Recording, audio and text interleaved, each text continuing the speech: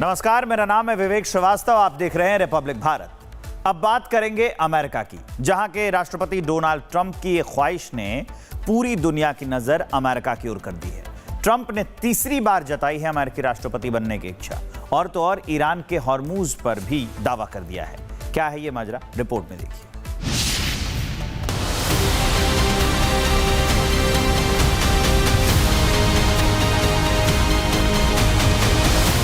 तीसरी बार। Unfortunately, we have a little rule and regulation that says you're not allowed to run.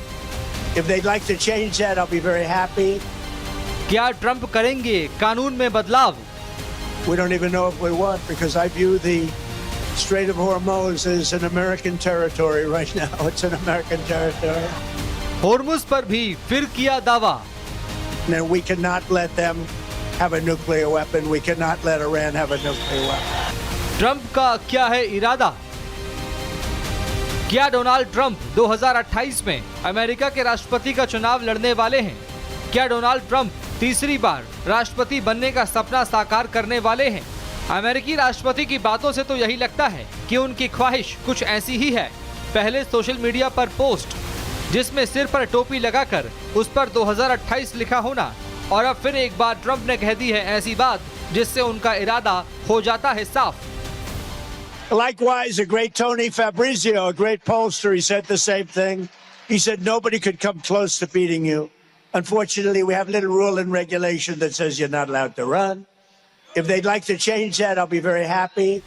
यानी Trump साहब के मन की बात उनकी जुबान पर आ ही गई, और जिस तरह ट्रंप नए नए कानून ला रहे हैं, अमेरिका में बोगस वोटिंग को रोकने के लिए सख्त नियमों की वकालत कर रहे हैं, उससे वो दिन भी दूर नहीं नजर आते जब ट्रंप सीनेट में ऐसे भी राष्ट्रपति चुनाव लड़ने को लेकर लगे नियमों को ही बदल दे, क्योंकि फिलहाल के कानून के हिसाब से तो ट्रंप का तीसरी बार राष्ट्रपति बनना नामुमकिन है।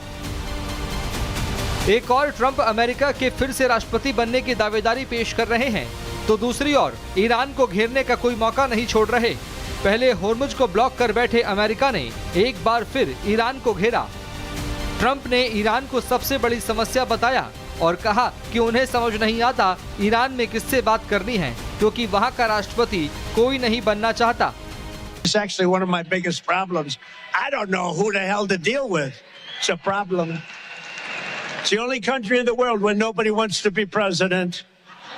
They say, who wants to be president? No, I don't want to be president.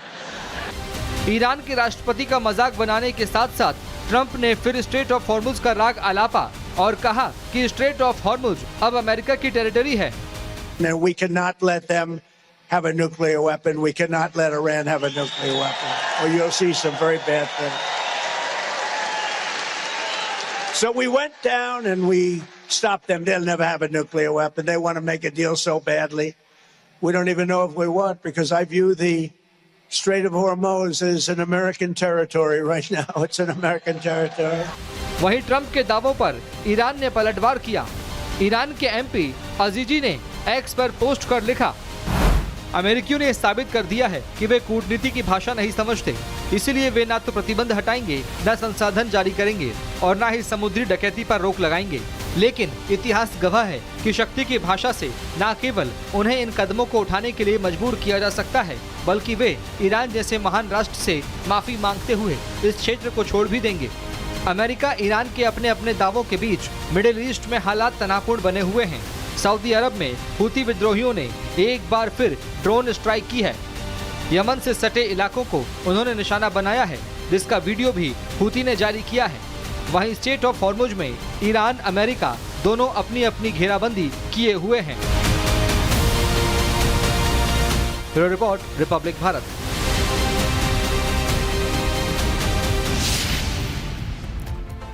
Syria की जमीन पर इजरायल और तुर्की आमने सामने आ गए हैं।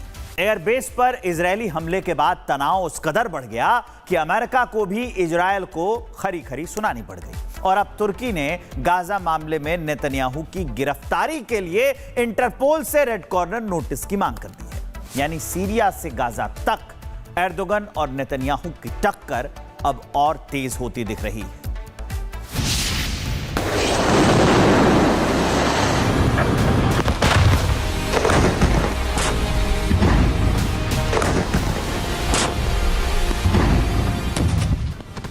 सीरिया की जमीन इजरायल और तुर्की के बीच बढ़ते टकराव का नया मैदान बन गई है। सीरिया में बीते मंगलवार को अबू अल दुहूर एयरबेस पर इजरायल ने हमला किया और इस हमले के बाद दोनों देशों के बीच तनाव उस मोड़ पर पहुंच गया जहां एक छोटी सी चूक भी बड़े सैन्य टकराव की वजह बन सकती।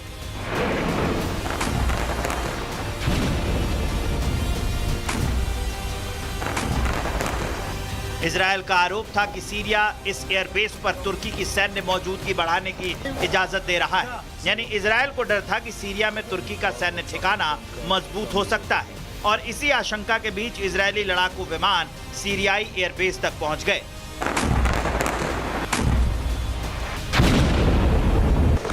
इस हमले के बाद इजरायल और तुर्की के बीच तनाव इसलिए बढ़ गया क्योंकि जिस इलाके में इजरायली विमान पहुंचे थे वो तुर्की की सीमा के बेहद नजदीक है। तुर्की का कहना है कि उसने अपनी तरफ विमान को आते देखा लेकिन ये पता नहीं चला था कि फाइटर जेट्स के टारगेट क्या हैं। यानी हालात ऐसे भी बन सकते थे कि तुर्की भी अपने विमान हवा में उड़ा देता और दोनों देशों के बीच सीधा सैन्य टकराव शुरू हो जाता।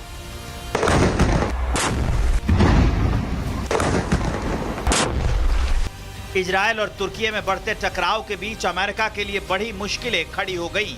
एक तरफ इजरायल अमेरिका का बेहद करीबी सहयोगी है तो वहीं दूसरी तरफ तुर्की नाटो का सदस्य देश। लेकिन अमेरिका ने इस टकराव पर खुलकर इजरायल को खरी खरी सुनाई है। तुर्की में अमेरिकी राजदूत टॉम बराक ने कहा, इजरायल का ये कदम अनावश्यक रूप से तनाव बढ़ाने वाला है।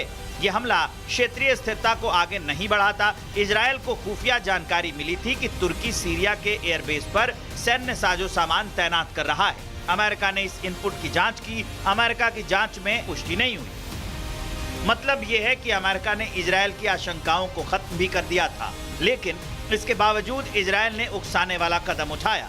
इस पर अमेरिका का स्टैंड है कि या तो इजरायल के अंदर कम्युनिकेशन फेल्योर हुआ है या फिर इजरायल ने जानबूझकर तुर्की को उकसाने वाली रणनीति बनाई। इसी को लेकर तनाव और बढ़ गया। दरअसल इजरायल और तुर्की में बढ़ते तनाव के पीछे वजह है सीरिया में बदलता शक्ति संतुलन। बशर अल असद की सत्ता खत्म होने के बाद नए सीरियाई नेतृत्व के साथ तुर्की का प्रभाव लगातार बढ़ा। गृह युद्ध के दौरान भी तुर्की ने विद्रोही गुटों का समर्थन किया। असद के बाद के सीरिया में एर्दोगन अपनी भूमिका और मजबूत करने के फिराक में और इजरायल को तुर्की का यही बढ़ता प्रभाव खटक रहा है। इसको ऐसे समझ सकते हैं कि तुर्की नई सीरियाई सत्ता के करीब है जबकि इजरायल सीरिया में सैन्य खतरे को लेकर अलर्ट है। इस तनाव के बीच तुर्की ने गाजा से जुड़े एक मामले में नेतन्याहू की गिरफ्तारी के लिए इंटरपोल से रेड कॉर्नर नोटिस जारी करने का अनुरोध किया है। तुर्की के मुताबिक नेतन्याहू और एक अन्य आरोपी के खिलाफ गिरफ्तारी का वारंट जारी किया गया है। इन पर जनसंहार, मानवता के खिलाफ अपराध और यातना जैसे गंभीर आरोप लगाए गए हैं। मामला गाजा की तरफ मानवीय सहायता पहुंचाने की कोशिश कर रहे ग्लोबल सुमूद फ्लोटीला से जुड़ा हुआ है। बहरहाल तनाव पहले से चल रहा था और अब तुर्की के इस कदम से मामला और गर्म हो गया है।